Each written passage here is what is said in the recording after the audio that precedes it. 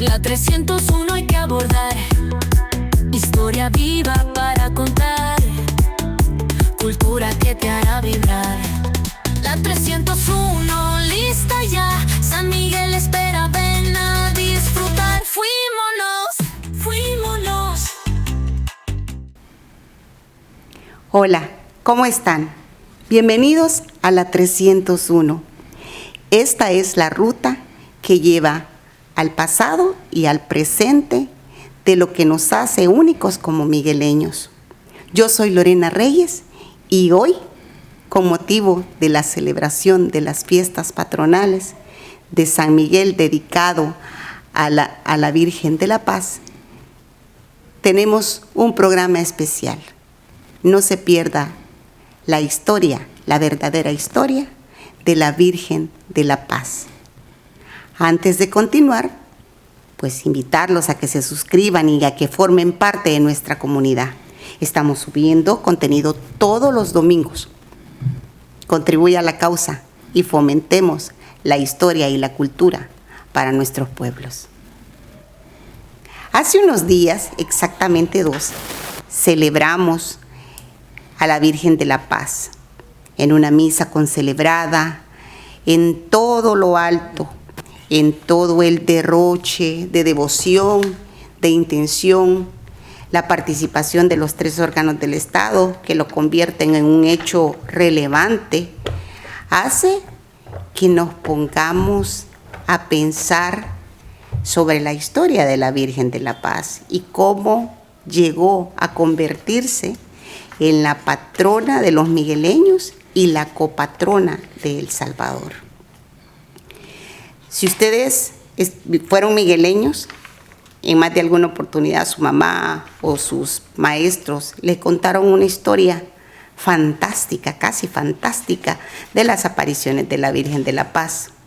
Hoy, en un breve relato, voy a compartir la historia que pueden encontrar perfectamente en literatura generada por la Catedral Basílica. Y dice así: breve historia de la Reina de la Paz. La bella imagen de la Reina de la Paz fue encontrada por unos mercaderes en las riberas del Golfo de Fonseca, dentro de una caja de madera totalmente cerrada, entre el 12 y el 14 de noviembre de 1682, la cual había sido abandonada por algún barco mercante. La misteriosa caja fue conducida al lomo de un burrito hacia la entonces Villa de San Miguel, que tenía ya 100 años de haber sido fundada. Llegó el 21 de noviembre de 1682 a la plaza central, hoy Parque Guzmán, frente a la antigua iglesia parroquial. El burrito se echó en la tierra hacia su última estación, después de 10 largos días de caminata. Los lugareños procedieron inmediatamente a abrir la caja, encontrando a continuación, sorprendentemente, una bella imagen de la Santísima Virgen María con su precioso niño. Nadie sabía qué nombre tenía la imagen. Las reconocidas y enemistas de esta población desaparecieron milagrosamente con el solo hecho de la presencia de aquella bella imagen de la Virgen, motivo por el cual los migueleños de aquella época le dieron el nombre de la Virgen de la Paz. Esta es a grandes rasgos la historia de la Virgen de la Paz. Durante siglos se contó como un milagro. Nadie había puesto en duda esta historia hasta hoy. Hoy me acompaña el antropólogo Marvin Aguilar, quien es mi compañero de ruta en la 301 y quien en esta ocasión investigó y comprobó cada detalle sobre el aparecimiento de la Virgen de la Paz en la ciudad de San Miguel. Creo que es válido mencionar que estamos aquí para comprobar la historia, pero más que todo para entenderla. ¿Fue una aparición milagrosa o una imagen traída desde otro lugar durante un ataque. ¿Qué investigaste? No hay nada de milagroso en, digamos, en el hallazgo o el aparecimiento de la imagen que ahora tiene la advocación mariana de Nuestra Señora de la Paz, patrona de San Miguel, copatrona nacional del Salvador, patronazgo que comparte con el Divino Salvador del mundo. Claro. Pero sí hay una historia interesante de cómo hemos venido a terminar con toda esa historia. A mí me llama la atención, por ejemplo, porque lo que tú has narrado es un libro que se puede comprar en la librería de la Catedral Basílica de San Miguel. Y cuando tú entras y le dices quiero saber la historia de la Reina de la Paz, en realidad no hay un libro de la historia de la Reina de la Paz, sino que dentro de la novena que se le reza a la Reina de la Paz está ese párrafo bien pequeño de 3, 4 hojitas que te narra el aparecimiento de la Reina de la Paz. Solo ese hecho, que no haya un libro, ¿verdad?, te está diciendo que la Iglesia Católica le ha bajado el nivel a esa historia. ¿Qué sucede realmente? En los siglos XVI, XVII y XVIII, en América Latina va a suceder una serie de apariciones milagrosas de la Virgen María, ¿verdad? Que la más importante y que es la única que está reconocida por la Iglesia Católica como cierta, es la aparición en 1531 de la Virgen de Guadalupe a Juan Diego, que se le estampa su imagen en su ropa y él se la muestra al obispo, diciendo, me ha pasado esto, y le cuenta. Si te fijas, está documentado tan bien ese hecho de la Virgen de Guadalupe que Juan Diego existió y es santo, y la Virgen de Guadalupe, ¿verdad?, tiene un templo, ¿verdad?, porque se ha narrado y hay testigos y está bien documentado todo el hecho. Primero, la negativa del obispo a creerle a Juan Diego, todo el trabajo que tuvo que hacer Juan Diego para convencerlos, y todo eso está bien documentado, es una historia bien documentada. Hay libros de eso. Incluso también en México ha surgido una explicación más terrenal de qué pudo haber sucedido. Entonces, ¿qué pasó en el caso de San Miguel? Cuando vos vas leyendo esa historia, encontrás una similitud con la Virgen de Luján en Argentina. ¿Qué pasa con la Virgen de Luján? La Virgen de Luján en una carreta, la imagen, y cuando va pasando por un río, Luján, se detiene la carreta y no avanza más, y esa es una señal de que la Virgen quería que ahí se le construyera el templo. Eso coincide mucho con la idea de que viene un burrito cargado con una caja de madera que no pudo ser abierta en la playa, pero que cuando está frente a la iglesia se detiene y ahí milagrosamente se puede abrir el cofre de madera y hay adentro una imagen con un niño. Muy similar. Pasa en Luján, Argentina, y pasa en San Miguel. En Cuba, Nuestra Señora de la Caridad del Cobre la descubren 3 pescadores en el mar. Vea, aquí hay una caja que es encontrada por mercaderes en la playa, ¿verdad? También la Reina de la Paz, de la cual la trasladan desde la playa, que no te dicen qué playa, ¿verdad? Vamos a ver más adelante después cuándo se dice en qué lugar fue y quién lo dice. Y muy similar a la aparición de la Virgen de la Caridad del Cobre en Cuba, que es la patrona nacional de Cuba. Mira, quizás para sumar a esto y cuando me contás esto como creyente, porque no puedo negar mi fe,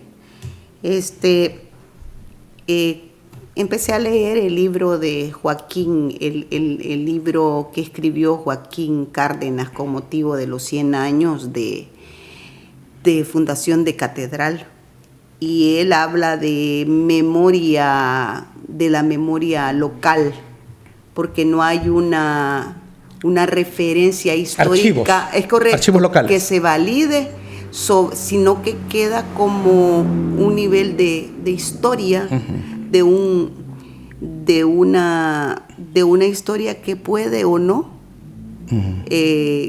creerse. Corroborarse. Corroborarse me está, o sea, no tengo ni el nombre de los pescadores, no sé. O los mercaderes, ¿no? A Sí, veces porque dicen pescadores, dicen mercaderes. Cuando yo leía a Joaquín Cárdenas, él escribe y dice que eran mercaderes. Correcto. Pero a mí mi mamá me dijo que eran pescadores. Claro. Es correcto. ¿Qué pasa con la Virgen de Aparecida, que es la patrona nacional de Brasil? Se le aparecen los pescadores. Esta Virgen era morena, era negra, y se le aparece a pescadores negros. Y estos pescadores que la descubren son bendecidos con buena pesca. ¿Y cómo se llamaban los pescadores? Tampoco se sabe. Ahora bien, luego después hay una similitud con que la Reina de la Paz aparece en el mar. Entonces, todas estas vírgenes que te he mencionado, estas apariciones fueron antes o casi en el mismo momento que se supone aparece la Reina de la Paz en la costa, en la playa. Estamos hablando entre 1680 y 1690. Vea que podemos centrar en esos 10 años, en esa década, el aparecimiento de la imagen de la Reina de la Paz. Pero ya vamos a explicar realmente qué fue lo que pasó. ¿Y entonces cómo llegó la imagen hasta San Miguel? Eso tiene una historia muy interesante que yo no sé por qué no la cuentan. Vea cómo es, y no me parece que tenga nada que envidiarle a la situación milagrosa que quieren decir. Lo fantástico que le quieren poner. Exactamente, que eso tiene una explicación antropológica. En Paraguay también está la Virgen de Caucupé, que tiene que ver con que hay un imaginero, es decir, un escultor indígena que hace una imagen de la Virgen, y esta Virgen lo salva de una inundación. ¿Cómo así? Hay una inundación y él se salva con la imagen. Él llevaba la imagen y no se ahoga a pesar de la inundación. Entonces todos dicen que es la Virgen la que lo salva. Entonces hoy es la Virgen de Caucupé en Paraguay. Entonces hay un milagro de una catástrofe natural que la Virgen interviene y salva. Entonces Brasil, Cuba, Paraguay, Argentina, San Miguel, El Salvador. La historia es casi la misma. Por lo tanto, como antropólogo, investigando un tema en específico, cualquiera, ¿no? Preguntas de dónde se toman esos apuntes en el que tú acabas de leer sobre la historia oficial de la Reina de la Paz. No hay datos. Y voy a decir algo todavía más interesante, que me parece que la Iglesia Católica es muy responsable en eso. No hay reconocimiento oficial de esa historia por parte de la Iglesia. De todas las apariciones que han habido en América Latina, que ahí te puedo incluir también la patrona de Costa Rica, la patrona de Honduras, ¿verdad?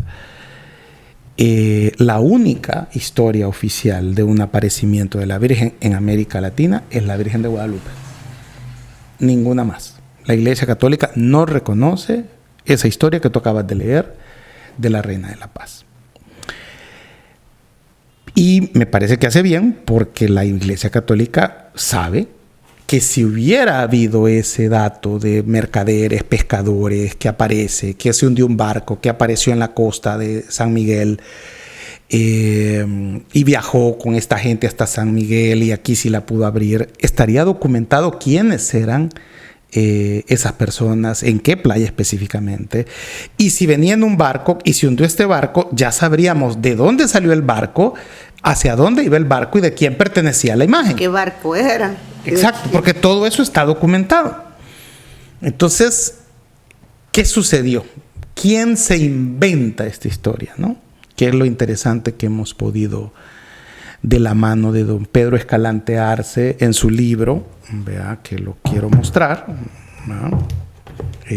Crónicas de Cuscatlán, Nequepio y del Mar del Sur, de don Pedro Escalante Arce, basada en los archivos eclesiásticos de la Iglesia Católica que están en Guatemala, se puede rastrear qué sucedió, ¿verdad? Y la historia, como te digo, una vez que la sepamos, es una historia fabulosa también, que no tiene nada por qué envidiarle, digo yo, ¿verdad? A lo milagroso. En todas estas apariciones que te menciono, en la de la Reina de la Paz también, hay rastros o rasgos antropológicos, ¿vea? Comunes en todas, ¿no? Se aparecen a indígenas, a campesinos, a pescadores. Lo sagrado aparece del entorno natural o rural y siempre hay una intervención para salvar a alguien o salvar una ciudad o salvar un país. Es decir, aparecen cuando hay crisis de identidad y crisis sociales en los entornos donde aparecen. Entonces, de alguna manera, digamos, todo eso es lo que va a estar alrededor de la aparición de la Reina de la Paz. Pero es el intendente, fíjate bien, que era como el presidente, el guatemalteco que manda a la corona española a administrar la provincia de San Salvador, en 1808, que va a crear la versión original en un informe que hace sobre San Salvador, sobre la provincia de San Salvador al Reino de Guatemala. Él va a hablar que en Amapala, vea, en 1682 apareció la imagen de la Reina de la Paz, que es la patrona de la provincia de San Miguel, de la villa de San Miguel de la Frontera. Él va a hacer esta narración porque estaba interesado en reactivar el puerto de Amapala, porque era un pueblo que ya no existía, que había desaparecido prácticamente. Amapala es lo que hoy nosotros conocemos como La Unión, la cabecera departamental del departamento de La Unión o Puerto de La Unión, que su nombre es San Carlos de la Unión, que antes se llamaba Amapala. ¿Por qué deja de llamarse Amapala? ¿Por qué desaparece? ¿Y por qué se vuelve a refundar por la necesidad de usar el puerto y de reactivarla? Lo que lleva al intendente Antonio Gutiérrez y Ulloa a decir, y es que miren, este puerto es importante porque ahí apareció la Virgen en una caja en la playa de Amapala. Él escribe eso en un informe que da a la corona en 1807. Luego, un cronista y sacerdote guatemalteco, Joaquín Juarros, escribe una crónica detallando de manera religiosa los diferentes curatos de lo que va a ser el Reino de Guatemala, que comprendía Chiapas, Guatemala, El Salvador y Honduras, Nicaragua y Costa Rica. Entonces, él allí repite lo de el intendente Antonio Gutiérrez y Ulloa, de que la patrona de la villa de San Miguel fue encontrada en la playa de Amapala. Estos documentos, que no conocía nadie, ¿verdad?, en San Miguel, en El Salvador, los descubre el primer obispo de San Miguel, Monseñor Antonio Dueñas y Argumedo, que al igual que yo era acucioso. Andaba revisando papeles y él, como primer obispo de San Miguel, se topa con una realidad. La diócesis no existía y había que crearla a partir de cero. O sea, lo nombran obispo. San Miguel ya tenía San Miguel tenía ya casi 400 años, fíjate, y estaba desordenada eclesiásticamente. Archivos, etcétera, etcétera, etcétera, etcétera. Y los archivos coloniales, como bien lo dice don Joaquín Cárdenas, habían desaparecido en el incendio de 1875, porque estos archivos estaban en la alcaldía municipal de San Miguel y los migueleños de la época, enojados con las élites de la ciudad en aquel momento, los destruyeron. Quemaron la alcaldía y ahí se quemaron los archivos. Quemaron, o sea, todo, pues, o sea, una revuelta. Los migueleños de armas tomar, ¿verdad? Entonces, no había manera de que él pudiera encontrar información de la Reina de la Paz aquí. Entonces se va a los archivos eclesiásticos y encuentra estas declaraciones. Una del intendente, ¿verdad?, de la corona española, y la otra del cronista religioso Juarros, de Guatemala. Juarros lo que hace es repetir lo que dice el intendente Ulloa. Es como que tú escribas algo y después yo escribo algo y yo digo, bueno, Gloria Reyes dice que... Y yo lo vuelvo a repetir. Pero ¿de dónde el intendente Suena huyó, teléfono Gutiérrez y Ulloa, descompuesto. de a dónde encontró esa información. Entonces, bueno, no se dice.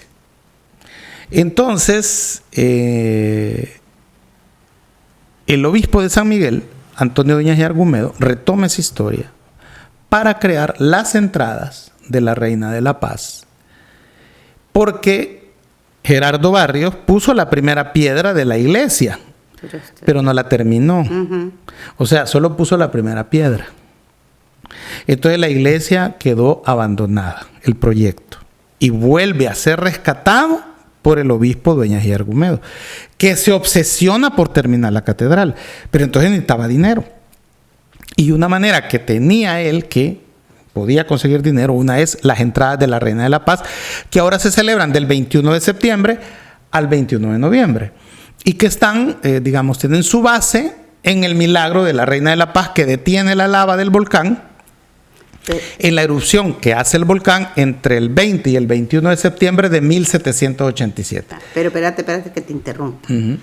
Pues me estás diciendo entonces que también la historia popular, donde también habla del milagro del volcán Chaparrastique, que detuvo la lava y que por intercesión de ella la lava se detiene. ¿No es cierto? Bueno, lo que sucede es que aquí se han confundido dos erupciones. ¿Verdad? Y es posible que la gente de la época, pues que era muy religiosa, más que hoy, ¿verdad? Es decir, en el sentido que hoy fingen más ser religiosos y no son devotos, en aquel momento eran devotos y fingían menos. O creían más en los santos, ¿no? Sí, quizás. Vale. ¿Qué sabemos? En 1762 hubo una erupción que arrojó lava que convirtióse toda esa capa basáltica, toda esa capa basáltica se convirtió en piedra de Malpais.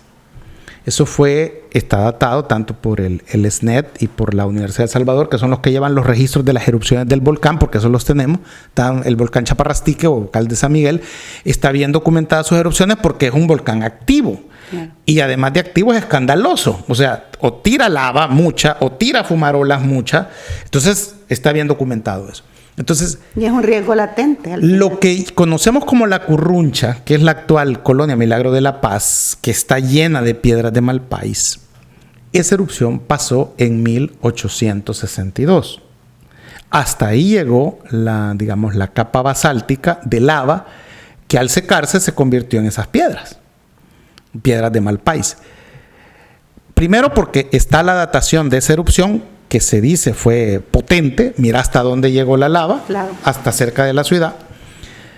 Y también porque Pedro Cortés y Larraz, el arzobispo de Guatemala, en 1768 va a llegar a San Miguel, eso es como 6 años después de la erupción, y él en sus crónicas dice: y entré a San Miguel por un camino lleno de piedras de Malpais que hacía difícil, cansado y peligroso la entrada a la ciudad, y los indígenas que nos guiaron nos dijeron que esas piedras estaban ahí de una erupción que había habido hace unos años. Entonces, no es que el 21 de septiembre de 1787 llegó la lava hasta ahí y la Reina de la Paz la detuvo, la lava hasta ahí. Sí hubo una erupción entre el 20 y el 21 de septiembre de 1787. Habían pasado 25 años de la erupción que llegó la lava hasta la colonia Milagro de la Paz. Entonces todavía la gente que había vivido esa erupción 25 años estaba viva.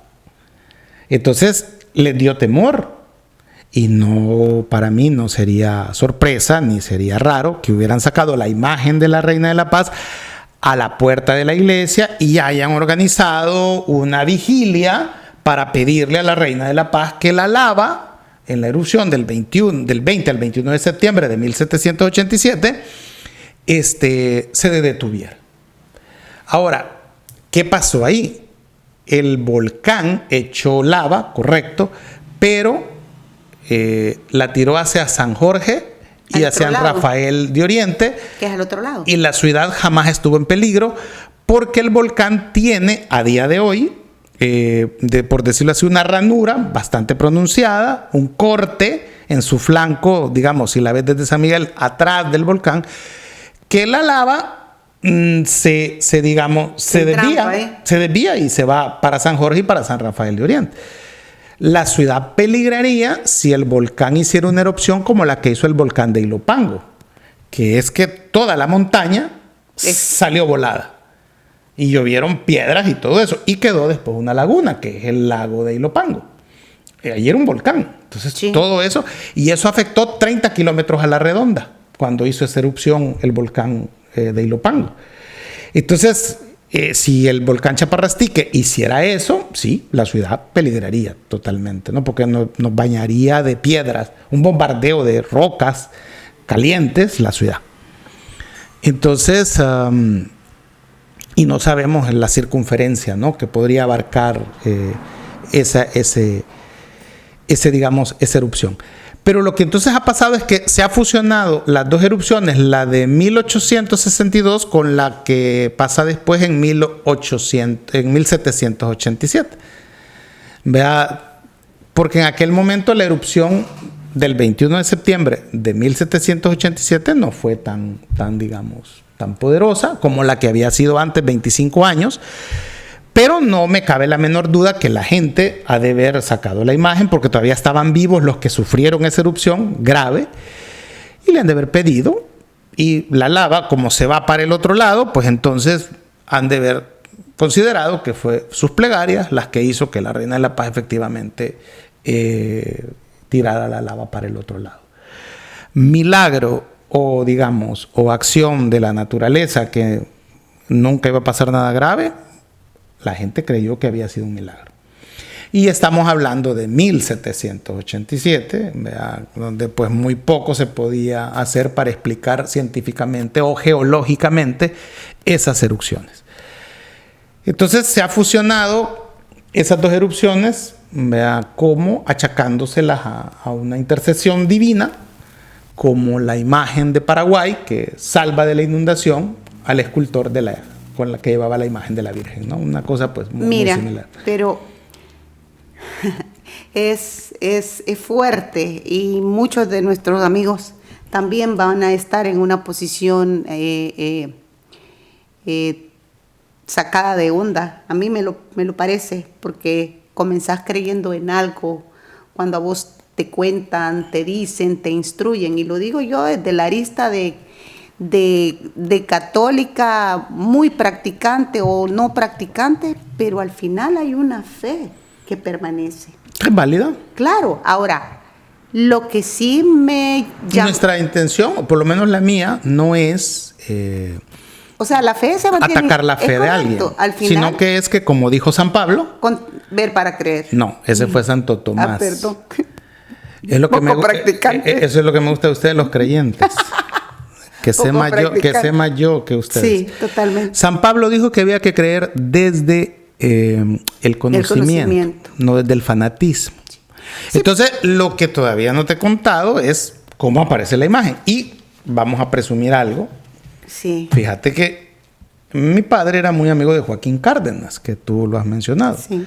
Don Joaquín Cárdenas fue el creador de este librito o fascículo que se hizo en 1962 cuando se terminó la Catedral de San Miguel. Que este es otro programa. La Catedral de San Miguel se tardó en construir 100 años. Por ejemplo, mi hermano se casa con una de las hijas de los italianos que vienen. Hay otras familias que vienen a construir y se quedan aquí. Que vienen por ello. Que vienen por la catedral y terminan quedándose aquí. Entonces también mi familia está vinculada a la construcción del edificio, ¿no? Es algo que se hablaba en la casa, que yo lo escuchaba de pequeño. Y recuerdo que mi papá visitaba a don Joaquín Cárdenas ya casi para morir. Y recuerdo que una de las visitas, yo acompañaba a mi papá, y Joaquín Cárdenas tenía como una librera con varios libros, y yo me acercaba. No le tocaba ni uno, pero los quedaba viendo. Y entonces él vio que yo me acercaba a esa librera y agarra este libro y me lo da. Él, me dijo, esto te va a servir a vos, me dijo. Y vaya. Más adelante, me dijo. Y entonces, mira cómo está el libro, ¿no? Y eso que lo has cuidado. Sí, claro, claro. Son libros, hay que cuidarlos. Sí. Entonces, y esta es la historia que escribe don Joaquín Cárdenas, muy interesante, sobre la construcción de la catedral y sobre el milagro, vea, que de aparición de la Reina de la Paz. Y es interesante porque don Joaquín Cárdenas reconoce, vea, que no hay prueba historiográfica que compruebe esa historia que tú leíste al principio del programa. Y comienza diciendo: históricamente no se ha establecido fecha exacta acerca de un acontecimiento que llena de júbilo al pueblo migueleño, el hallazgo de la imagen de Nuestra Señora de la Paz, cuya regia escultura constituye tesoro de fe en el alma popular que admira y venera a su celestial patrona a través de cerca de 3 siglos, cuando llegando a estas regiones tomó posesión del cariño de cuantos han acudido a ella en demanda de sus bondades. Aquí se data la aparición de la imagen en 1682. Entonces, ¿pero qué dice la historiografía? ¿Qué encontró Pedro Escalante Arce en su libro sobre la imagen? ¿Qué fue lo que pasó? Vamos a ver. Estamos en Amapala, efectivamente, Puerto de la Unión. Estamos entre 1680 y 1690. Sucede que en esas épocas la costa de El Salvador era atacada por piratas ingleses y franceses. Fíjate, aparecen los piratas. Tenemos nuestra versión de piratas del Pacífico, no del Caribe, sino piratas del Pacífico, porque así se le llamaba la Mar del Sur. Antes, hoy, Océano Pacífico. Entonces, en 1686, eso está, de esto hay prueba. Vea, el pirata francés François Grogniet ataca El Salvador. Quema todos los poblados de las islas y quema Amapala, Puerto de la Unión. La saquea y le da fuego. ¿Quién era la patrona de Amapala? Era Nuestra Santa María de las Nieves. Era la imagen que era ahí. Tenemos los nombres de los frailes, ¿verdad?, encargados de la iglesia. Cuando llega el pirata François Grogniet a darle fuego a la Unión. Ellos eran. En el convento de Nuestra Señora de las Nieves de Amapala es guardián el padre predicador Fray Pablo de Montúfar, criollo, es decir, hijo de españoles nacido en El Salvador. Tomó el hábito en este convento de Guatemala el año de 1656. Es ministro examinado y aprobado en suficiencia de cura y lengua mexicana en el obispado de Honduras y guardián en algunos conventos de la custodia. Este era el encargado de la imagen. Bueno, de las imágenes, ¿va?, porque habían más, me imagino. Es doctrinero el padre predicador Fray Juan de San Pablo, Cachupín, hijo de la provincia de Castilla. Cachupín se le llamaba al español que había nacido en España y que se había venido a vivir a las colonias indianas. Era de Castilla, fíjate, provincia de Castilla. Vino en misión a esta el año de 1678. Es ministro examinado y aprobado en suficiencia de cura y lengua mexicana en el obispado de Honduras. Es compañero ahí en la iglesia también de Amapala el padre predicador Fray José de Chávez Cachupín, hijo de la provincia de San Miguel. Es decir, este era hijo de españoles que había nacido en San Miguel. Vino en misión a este año de 1683. Estas son las personas encargadas de la iglesia de Amapala que piden permiso al obispo de Guatemala, que era el jefe, para trasladar la imagen de Nuestra Señora de las Nieves de Amapala a Yayantique. Porque huyendo del asedio de los piratas que venían saqueando, y se meten a la iglesia los franceses y le dan fuego a la iglesia con todas las imágenes adentro. Entonces, mira qué milagroso. Los franciscanos se meten a la iglesia y rescatan lo que pueden. Y rescatan obviamente a la patrona de Amapala, la patrona del puerto, Nuestra Señora Santa María de las Nieves, y se la llevan huyendo a la iglesia más próxima, que era donde era el refugio que todos agarran para huir de los piratas. Indígenas, españoles, curas, todo el mundo salió yendo a Yayantique. Ahí hay 2 sacerdotes que ya están en la parroquia de Yayantique, que escriben que son recibidos huyendo y vienen con la imagen. Hay datos, están en los archivos de la iglesia. ¿Ves? La iglesia, mira, si hay un archivo que yo respeto mucho, es el de la Iglesia Católica, porque apuntan todo. Todo. Entonces, es una cosa que no se les escapa nada. Entonces, si te fijas, están los nombres de los frailes en Yayantique que reciben a estos 3 franciscanos todos. Importante decir que son franciscanos, porque eso nos va a explicar a dónde termina la imagen. Entonces ellos se van para Yayantique, y de Yayantique, como uno de ellos era de San Miguel, se llevaron qué interesante. Se trasladan a San Miguel para huir más de los piratas, porque Yayantique todavía estaba cerca de Amapala, entonces se meten más adentro del continente para proteger la imagen. Suena lógico, ¿no? Entonces desaparecen Amapala, desaparece, se va la gente de ahí. Los lencas se van para Nacaome, Honduras. ¿Por qué sabemos eso? Porque los indios lencas que se trasladan a Nacaome, Honduras, escriben una carta al alcalde de Tegucigalpa diciéndole: nosotros venimos de Amapala, ¿verdad?, de El Salvador, y queremos que ya está destruido por los piratas franceses, y queremos que usted nos dé aquí tierras para establecernos aquí en Nacaome, y ahí se quedan. Otro grupo de indígenas lencas y españoles se trasladan a Conchagua. ¿Vean? Españoles e indígenas se trasladan a Conchagua. Casi la mayoría se queda en Conchagua. Otro grupito se instala en lo que hoy se llama en la Unión Cantón Amapalita, que existe todavía en la Unión. Claro. Entonces, y se llama Amapalita porque dijeron: miren, fíjate bien, esto remembranza, vos. Es decir, es que entenderlo así, cuando don Luis de Moscoso funda San Miguel en 1530 en Santa Elena Usulután y pasan 2 incendios que se queman todas las casas, hay unos que dicen: el lugar está maldito y nos vamos. Entonces, pero otros, no, aquí nos quedamos. Entonces, unos se vienen para San Miguel, donde estamos ahorita, y otros deciden quedarse allá en Santa Elena Usulután. Claro. Entonces, eso mismo pasa. Los franceses queman, que es una gran incursión que hace el pirata François Gorniet a la Unión, quema toda la ciudad, la desaparece, pues. Entonces, que unos dicen: nos vamos para Honduras, los lencas, casi toda la comunidad indígena se va a Nacaome, Honduras. Pobladores lencas no se van ni para Nacaome, ni se quieren ir de Amapala, y se van un poquito más lejos del puerto, pero siempre cerca, y le ponen Amapalita. Y los españoles, que eran, ¿verdad?, los líderes de ahí, agarran a sus, me imagino, sus sirvientes indígenas y negros, y se instalan en Conchagua. ¿Qué sucede? Bueno, dicen, va a seguir siendo la patrona de Conchagua hoy Nuestra Señora de las Nieves. Que ahí hay una imagen todavía. Pero ya la imagen de ellos, la original, estaba en San Miguel, en la iglesia de San Francisco, traída por los frailes franciscanos. Esa es la verdadera historia. Mira, vamos. Ya aquí, como la iglesia dice: no, es que la patrona de Amapala es Nuestra Señora de las Nieves.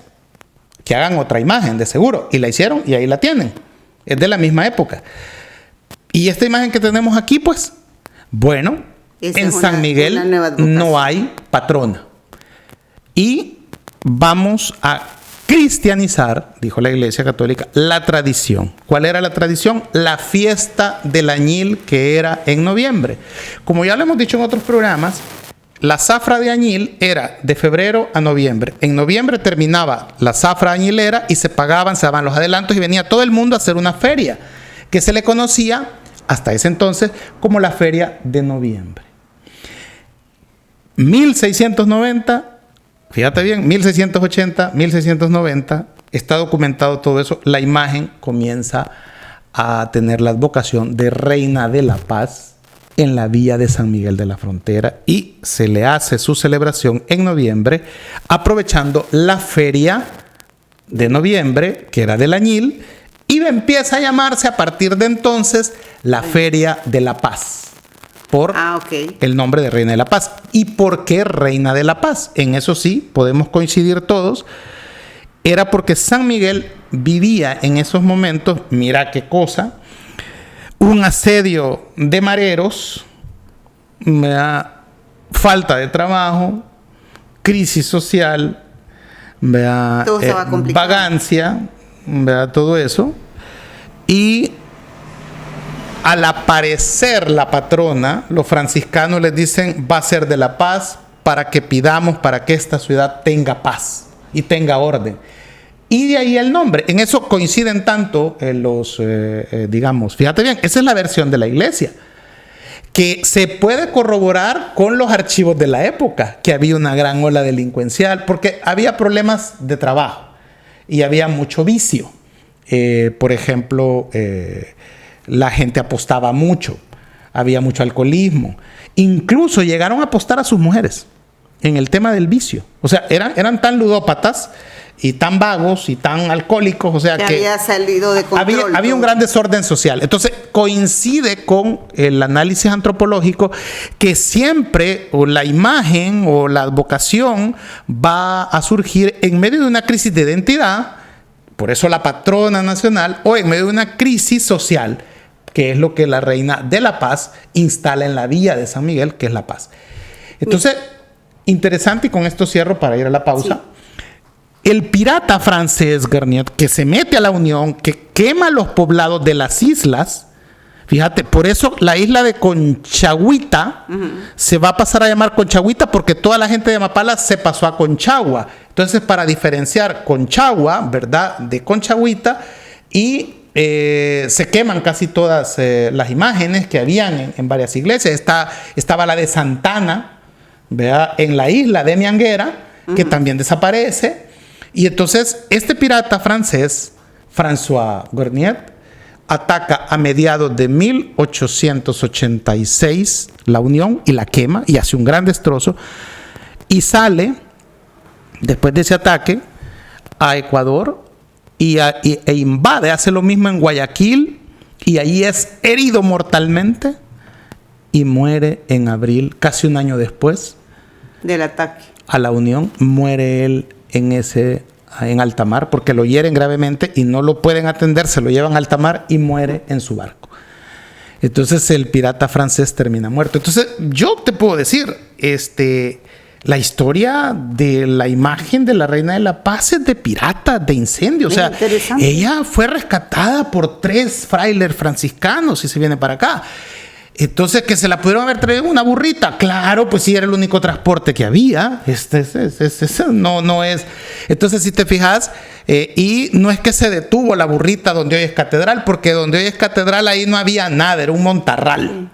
Entonces, de hecho, la iglesia no era nada que ver. Ahí no había nada. Sí. Había una ermita, si querés, porque San Miguel Arcángel lo ponen allí al frente, pero va a ser años después. ¿Verdad? No es que ya estaba ahí. La Reina de la Paz, la imagen, la traen los franciscanos huyendo de Amapala, Yayantique, San Miguel, entre 1680 y 1690, y la dejan en la iglesia San Francisco, que es ahí donde está, que hoy llamamos la Cancha Álvarez, que esa es la sede de la iglesia San Francisco desde siempre. Bueno, vamos a hacer una pausa, pero me voy a ir con esta pregunta. ¿Qué es? ¿Omisión, equivocación o manipulación? Regresamos en un momento. Usted manténgase pendiente. Siempre aquí, en la 301 Ruta de Historia. Ya volvemos. La 301 hay que abordar. Historia viva para contar. Cultura que te hará vibrar. La 301 lista ya. San Miguel espera, ven a disfrutar. Fuímonos. Ya estamos de regreso. Seguimos aquí conociendo la verdadera historia de la Reina de la Paz. Y retomo mi pregunta. ¿Y eso qué es? ¿Confusión, equivocación o manipulación? Vaya, quien inventa eso, ¿verdad? Ya te dije, es el intendente español que nos impuso Guatemala, Antonio Gutiérrez y Ulloa. Este señor terminó mal. Este es el que arman la revuelta de 1811 en San Salvador, los llamados próceres y lo derrocan, lo quitan, hacen la revuelta para que lo quiten, lo terminan quitando porque era impopular, era malo. Ese es el que se inventa la historia de que apareció una caja, mercaderes y todo eso. La retoma Juarros, un cronista español, sacerdote también, y la va a agarrar Monseñor Dueñas y Argumedo, el obispo, primer obispo de San Miguel, porque quería terminar la catedral, necesitaba fondos. Vale, mira, yo lo puedo entender. O sea, la catedral de San Miguel sigue siendo el edificio más alto de la zona oriental. Esta era una villa pobre. No se podía terminar un templo de esas magnitudes que querían hacer. Se tuvo que tardar 100 años en hacerse la catedral porque... No había dinero. Porque no había dinero. No era porque era tan monumental. Ni tipo Gaudí, en la iglesia de Barcelona, de Montserrat, que no la terminan.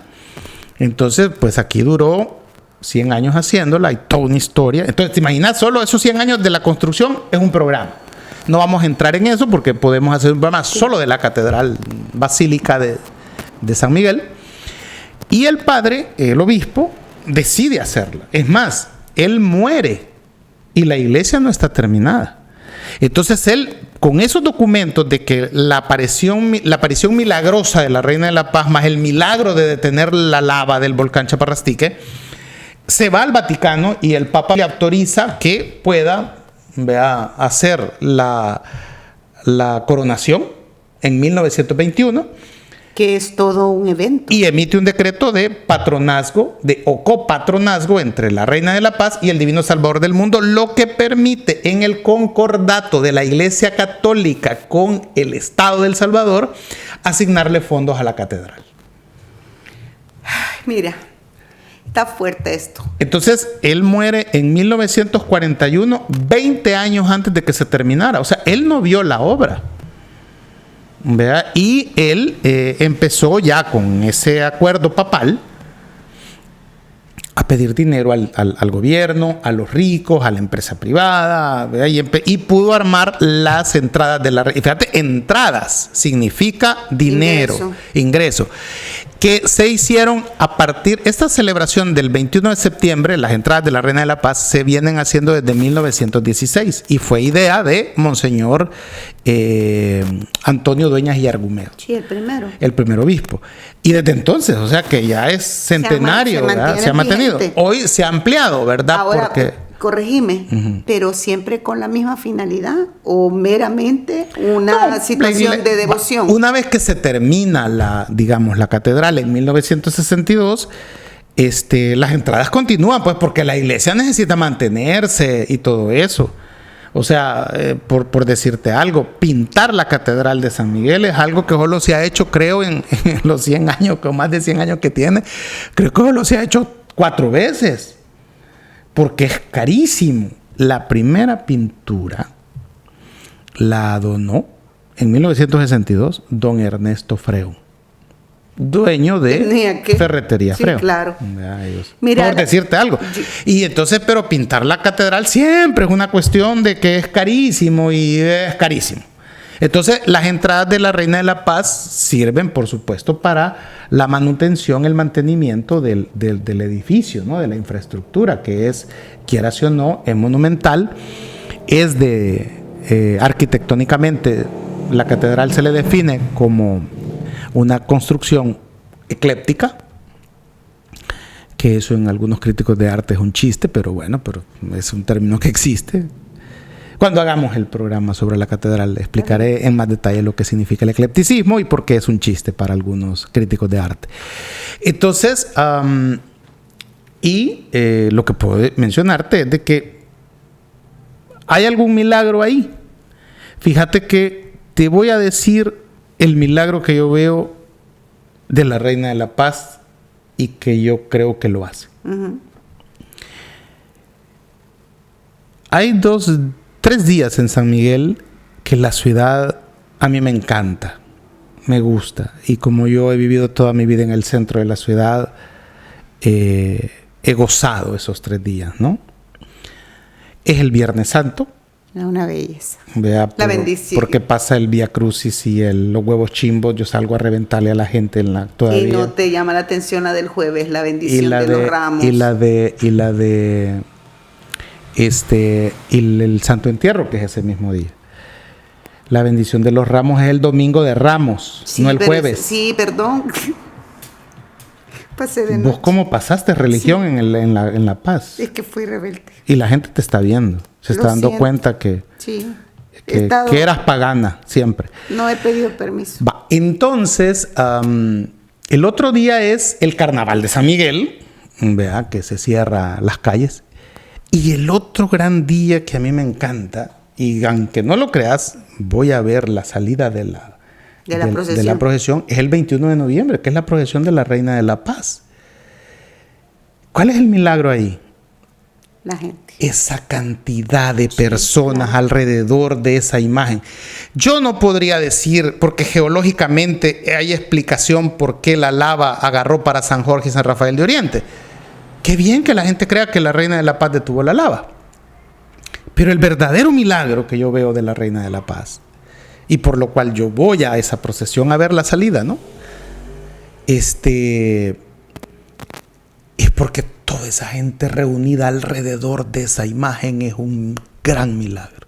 Fíjate que yo pienso que... Y yo, si algún día a alguien se le ocurriera prohibir por ese debate estéril que hay en algunas creencias de que ese es un palo que lo andan paseando ahí, que Dios dice que no hay que adorar imágenes, si a alguien se le ocurriera prohibir, ¿verdad?, las manifestaciones católicas, que son las procesiones, entre otras cosas, ahí me vas a tener a la par de los curas peleando por el derecho de que esa procesión y todas las procesiones tienen que salir.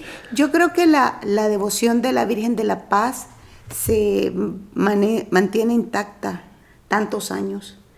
¿Por qué crees que esta fe ha logrado permanecer durante tanto tiempo? Porque... Identidad. Sí. O sea, lo que yo te acabo de decir, por ejemplo, de que para mí el milagro de la Reina de la Paz es esa gente alrededor de su imagen. Es el tema, por ejemplo, que es solo la imagen con el tema. Yo he hablado muchas veces, digamos, con la curia local y con las camareras que habían, que han habido sobre hacer una exposición de los vestidos. Recuerdo que con doña Lilian de Batarse hablamos muchas veces sobre hacer una exposición de los vestidos de la Reina de la Paz. Y en un momento determinado el Museo Regional de Oriente montó más o menos, porque yo he llegado a ver, ¿sabes? Yo he estado donde está la bodega de los vestidos y son como 60, 70 vestidos, donde hay ahí mucha obra orfebre de Luis Castillo, ¿no? El gran modisto de San Miguel. Entonces, yo también tengo la descripción de la corona que Monseñor Doña Argumedo logra hacer.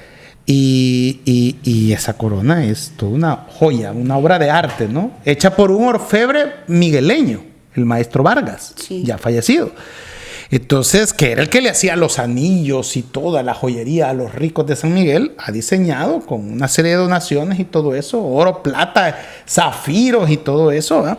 Mira, no hay una corona que, hay que decirlo, yo no he logrado poder ver esa corona, que es la que está descrita, que es la que hizo Monseñor Doña Argumedo. Al parecer es otra corona la que hoy tiene, ¿verdad? Pero eso ya la curia es dueña de eso y ella tendrá que explicar si cree que hay que explicar algo, ¿no? Entonces, sobre el origen de esa corona, si realmente sí existió o no existió nunca, pues es otra cosa que puede ser motivo de investigación. Pero lo que quiero decirte es de que ese templo de la catedral, mucha gente fue a trabajar de manera voluntaria, horas, ¿verdad?, para aportar un poco de obra, no, y gente, albañiles, toda gente. O sea, vos eso. Incluso, digamos, si eras tan devota, podías ir, digamos, a limpiar, a barrer, a llevarle comida a los trabajadores. O sea, lo que te quiero decir es que un montón de gente aportó durante 100 años, a tal punto, por ejemplo, que la primera persona, en catedral solo hay enterrada 4 personas.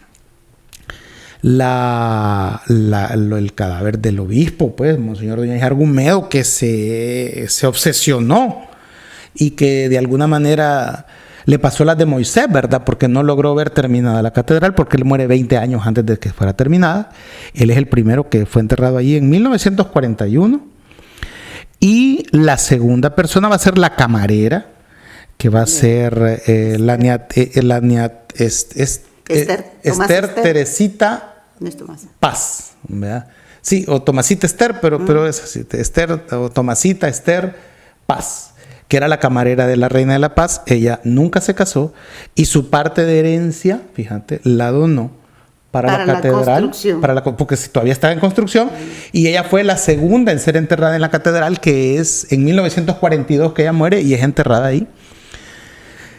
Y el tercero va a ser, que es el padre que también fue como el administrador de catedral durante Monseñor Doñas y Argumedo, Ventura, Daniel Ventura Cruz, que es el que llega a sustituirlo, Oscar Romero, como administrador de la catedral, y él le dedica mucho tiempo a la catedral, ayudarle a Monseñor Doñas y Argumedo a terminar la construcción. Y finalmente entiendo yo que es una de las fundadoras o la iniciadora del Colegio Josefino, Nuestra Señora de la Paz, de origen mexicana, pero que muere en San Miguel y que funda el colegio y que le pone Nuestra Señora de la Paz, que es Sor Cecilia Santillana, que están enterradas ahí en catedral. Solo esas 4 personas hasta hoy están enterradas ahí.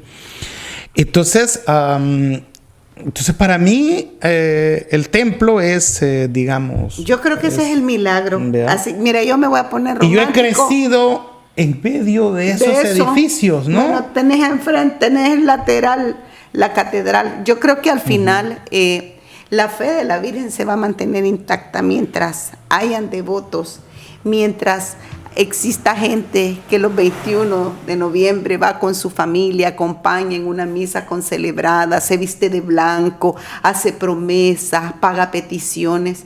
Yo creo que ahí va a radicar la devoción y la fe de esa figura espiritual católica tan significativa para los católicos. Y lástima que el actual obispo, Monseñor Fabio Clorindres, pues no está en la línea de el doctor párroco de 1811, Miguel Ángel Barroeta, no está en la línea del padre José Manuel Palacio de la Iglesia Santo Domingo, no está en la línea de Monseñor Graciano, el obispo italiano, y no está en la línea tampoco de Oscar Romero de poder enaltecer la historia de la Reina de la Paz contándola como debe de ser.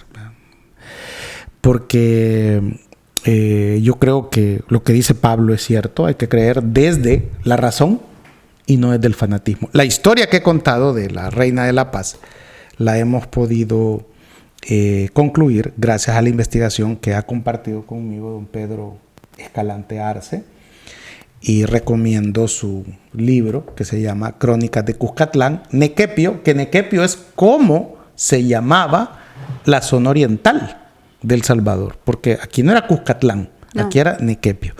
Y del Mar del Sur. Para mí, el ataque pirata a la Unión, la quema de las islas de Conchagüita y Meanguera, que las invaden y las queman, entra al pueblo, a Mapala, y lo queman los piratas franceses, bucaneros se le llamaban, ¿verdad? A los franceses se le eran bucaneros, y que un año después muere en Guayaquil ese que destruyó a Mapala y que hace huir la imagen de Amapala vía Yayantique a San Miguel, los franciscanos huyendo en un burrito con la imagen de aquella persecución de los piratas, de aquellos herejes que querían destruir el catolicismo porque ellos no eran católicos. Entonces para mí eso es milagroso, porque dicen que Dios se vale de renglones torcidos para hacer caminos rectos, ¿verdad? Entonces, si querés, el milagro para mí está en que Dios usa al pirata francés François Garnier para traernos la imagen de Nuestra Señora de las Nieves a San Miguel y darle una advocación mariana como Reina de la Paz. Y como una muestra. Y que aún persiste todavía, claro. 400 años después. Eso es un milagro. Y como una muestra de que fue generadora de paz en un modo en el que... En medio de un conflicto social. Es correcto. Marvin, hoy todo está en las redes. Esta es una historia que realmente se divulga a través de la 301. ¿O ya la contaste antes? No. ¿Cómo se llama? La gente no sabe, pero nosotros con Gloria y otro colega fotógrafo hemos hablado de crear para los 500 años de San Miguel, que es dentro de 5 años, en el 2030, claro. Un libro, un coffee table book, que es un concepto de libro, que va a reunir lo precolombino, que es aquella historia que ustedes escucharon de los lencas, o sea, porque aquí nunca se ha llamado Chapanastique. Chapanastique es la etnia lenca nuestra. No era que así se llamaba la ciudad. Tampoco Siramá es es una palabra indígena. Siramá es como unos terratenientes de San Miguel, millonarios de la época colonial, le ponen a su hacienda que iba desde San Miguel hasta Conchagua. Y eso lo sabemos porque el señor le vende parte de su hacienda Siramá a los habitantes de Conchagua para poder ampliar y recibir a más gente que, huyendo de Amapala por el incendio del pirata François Garnier, se deciden mudar en Conchagua y hacer el pueblo más grande. Entonces, para mí, digamos, el lugar era Nequepio, dicho por los chorotegas hacia los lencas, y Menalaca, dicho por los lencas de Honduras a los indígenas de aquí. Entonces, Cuscatlán es allá. Sí. Nequepio es aquí. Entonces, los chapanastiques o chaparrastiques, dicho ya por los españoles, va a ser la etnia, la gente. Sí. Nunca se ha llamado este lugar chaparrastique. Marvin, ¿por qué revelar esto ahora? ¿Y qué impacto puede tener cuando la gente lo escuche? Bueno, yo soy responsable de lo que digo, no lo que la gente entienda.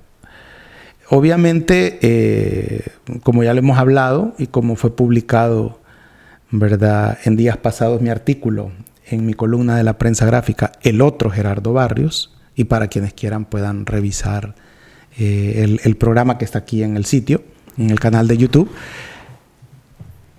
Es necesario que la gente en San Miguel conozca su historia para que no anden hablando, inventando cosas. Ni repitiéndola. Porque de lo contrario, si no conocemos nuestra historia, estamos condenados a repetir los errores que nos tienen en el tercermundismo hasta el día de hoy.